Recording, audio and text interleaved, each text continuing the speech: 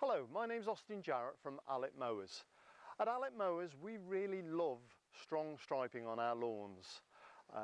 Striping is light green, dark green as you see in front of me here. You can vary the widths, and striping is actually caused by the lay of the grass.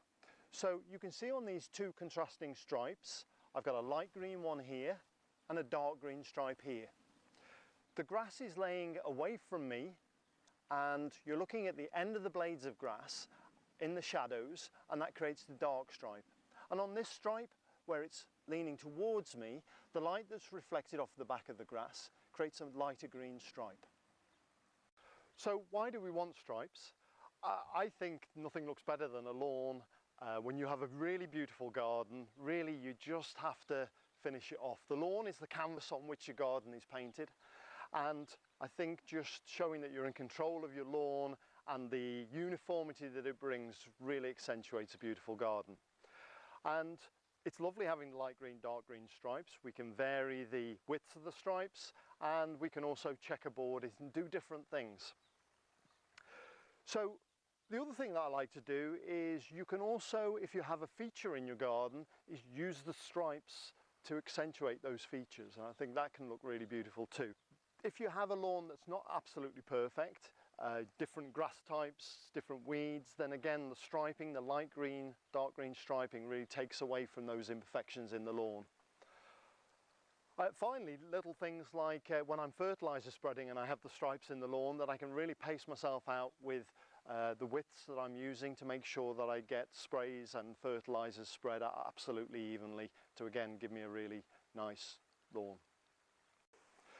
So the most important part of striping is really about the mower, and the mower needs to have a rear roller because it's the rolling effect of that which lays the grass down, which gives us a stripe. So here I have one of our cylinder mowers, and this is a great cylinder mower for striping because it's quite a heavy roller, and the heavy roller of course creates greater striping, and the stripe lasts longer because of that. And if you look at the back here, you can see that rear roller is quite substantial.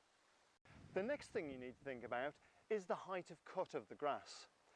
Because the grass laying down is the important factor on the contrasting stripes, then the longer the blade of grass and the more it will lay down, the stronger the striping will be.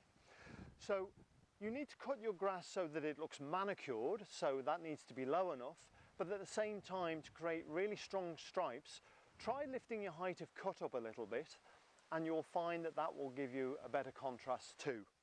On this mower it's really easy, and I'm just going to change the height of cut simply by doing this. On other mowers it's more complicated, but well worth thinking about. So if we're going to talk about the health of the plant, you need to look at the organic matter in your lawn.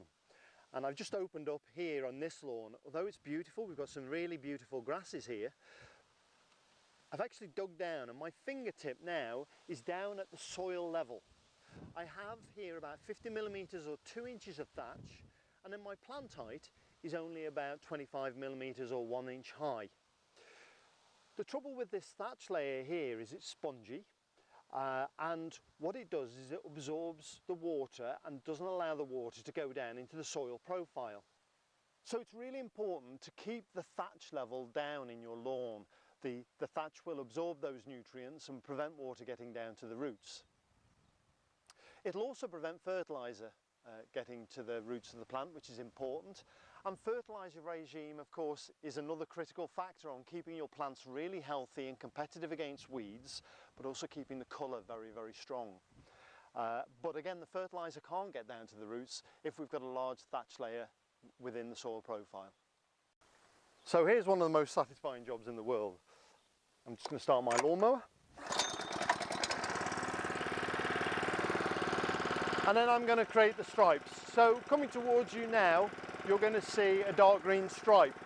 And my previous stripe is a silver stripe, a lighter green stripe. And that's created by the roller, as we've discussed already. So I just engage my cylinder, and then off I go. You see, I'm just clipping small amounts of grass off and trying to keep my lines as straight as possible. And as I go away from you, you'll see the silver stripe. Grass flying into the grass box.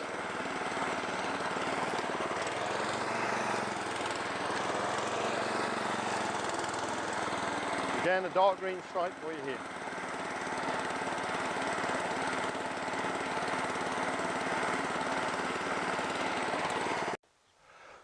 So I've got two mowers here. Both of them have rear rollers.